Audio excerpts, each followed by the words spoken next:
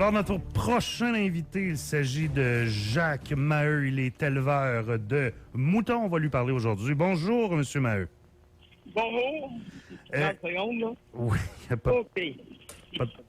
Vous êtes là? Oui, c'est Là. beau. C'est beau. Je viens d'arrêter mon tracteur. Bon. C'est bon. Quand tu vois On va y aller. un éleveur, là, ça travaille tout le temps. Je sais, jusqu'à la dernière seconde, il est encore sur son tracteur. Monsieur Maheu, éleveur de moutons, vous faites ça depuis quand? Depuis 2000. Depuis 2000. Fait qu'une bonne vingtaine d'années. Oui. Et qu'est-ce Oui. qui vous a incité à vous lancer dans ce domaine-là? Ah, ça va vous surprendre, mais moi, je cultivais des sapins de Noël. Mhm. Je devais m'acheter une tondeuse pour tondre dans ma plantation. OK. Puis la tondeuse a coûté 10 000. J'ai décidé d'essayer des moutons. OK. Pour tondre le gazon. Oui. OK. Puis, on a fait une petite expérience. Puis, première année, c'était bien concluant.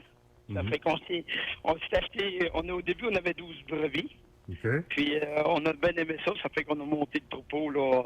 Présentement, la ferme au-dessus, elle a 200 Romanov pur sang. Elle a 50 F1. Mais quand même. Et avec ces moutons-là, on fait quoi exactement? On le vend? C'est quoi, la laine? Non, la laine, c'est pas vraiment productif. On l'utilise très, très peu. OK. On fait des femelles F1 pour d'autres producteurs. Mhm. On fait des femelles de remplacement pour d'autres fermes. Puis on fait de l'agneau lourd. On a un contrat signé avec la fédération. Puis c'est ça qu'on préconise. On travaille pour servir un peu. Il y a une personne qui veut se partir, ben des fois, elle rentre en contact avec nous autres, puis on s'entend, puis je lui fais des femelles pour débuter un troupeau. Il va pouvoir commencer le sien, autrement dit. Là. Oui, oui. Sinon, suite à ça, pour avoir les moutons, j'imagine qu'il faut s'occuper d'eux. Ça ressemble à quoi une journée là pour vous? Une journée pour nous autres, on commence très souvent à...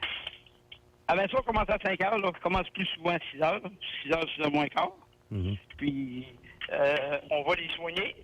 On va lui donner de la moulée, du foin, du grand. Puis, le matin, des fois, on a des mises bas.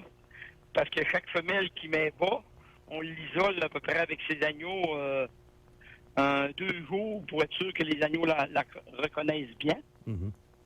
Puis, combien vous pensez qu'une brebis peut avoir de bébés? Hey, c'est vraiment une bonne question. Je sais pas. J'aurais dit un. Des femelles prolifiques. Je sais pas. Ça doit être plus que Vous ne 1, ça. savez Là. pas. Non, j'ai dit 3. Moi, j'ai envie de dire 5. Bon. Là, Ina qui a la bonne réponse. Ah! Oui, on a des femelles qui ont parfois 5 bébés. Et tabarnouche! Et je l'ai dit au pur hasard comme ça. Là. On a eu 2 fois Ah ouais. des femelles qui ont eu 6 bébés. Oh. Et cibole, mais ça, c'est dans le cas très, très exceptionnel, j'imagine. C'est rare. Mais 5, on a ça au moins une 10 à 15 fois dans l'année. Ah, quand même. Mais ça aide quand on a des bonnes portées comme ça. Oh, il faut les nourrir parce qu'une femelle, elle a 2 trillions. Quand elle en a nourri 3, c'est le maximum. Oh, j'avoue, hein. C'est nous autres qui fait c'est nous autres qui fait la maman à ce moment-là. Et là, vous étiez sur votre tracteur quand je vous ai appelé. Vous faisiez quoi exactement en ce moment? Là, j'ai fané mon foin, je m'apprête à aller le racler pour le presser en fin de journée. OK, fait que on n'arrête pas de votre côté. Vous me disiez aussi, vous faites du céréal également pour vous aider justement à nourrir vos moutons, c'est bien ça?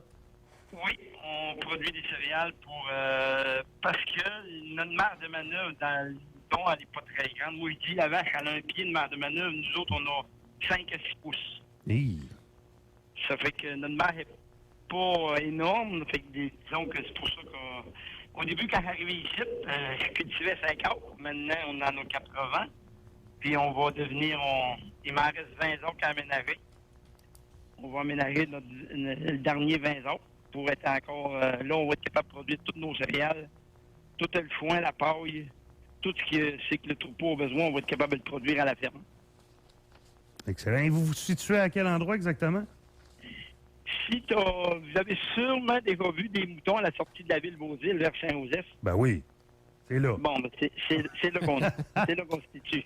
C'est très facile, je le sais exactement c'est où. Parce que oui, à chaque fois qu'on passe, on les regarde. C'est ça, vous êtes bienvenus. Si vous voulez venir voir un bon moment donné, vous viendrez. On vous fait plaisir, vous fait faire le tour de la bâtisse. Ah, ben. La bergerie est d'une grandeur de 40-260. Ah, quand même. Donc, on va aller faire un tour pour voir. On va aller voir ça à un moment donné, quand on aura du lousse. Merci, M. Jacques Maheu, éleveur de moutons, de nous avoir parlé aujourd'hui. C'est très apprécié. Merci beaucoup. Bonne journée. Lâchez pas Bonne votre journée. foin, là. Bye. Il va retourner sur son foin, c'est sûr et certain. Là. Quand même, Ouais. il n'arrête pas. Il me dit, hey, ce sera pas long, donne-moi 30 secondes, je débarque de mon tracteur. Ça nous démontre à quel point ces gens-là n'arrêtent pas. Et je trouve ça, honnêtement, très, très beau. Je leur lève mon chapeau, honnêtement, parce que chez ma mère, on a quelques chevaux, là. Puis, tu sais, je vois encore le chum à ma mère, il se lève le C'est matin. une passion, là. C'est vraiment une passion, là. Oui, effectivement. Je me dis, tu sais, à 35 ans, là, c'est pas pire, là. À 67, 68 ans, je regarde ma mère, là, il faut avoir 69, là. On dirait, j'ai l'impression.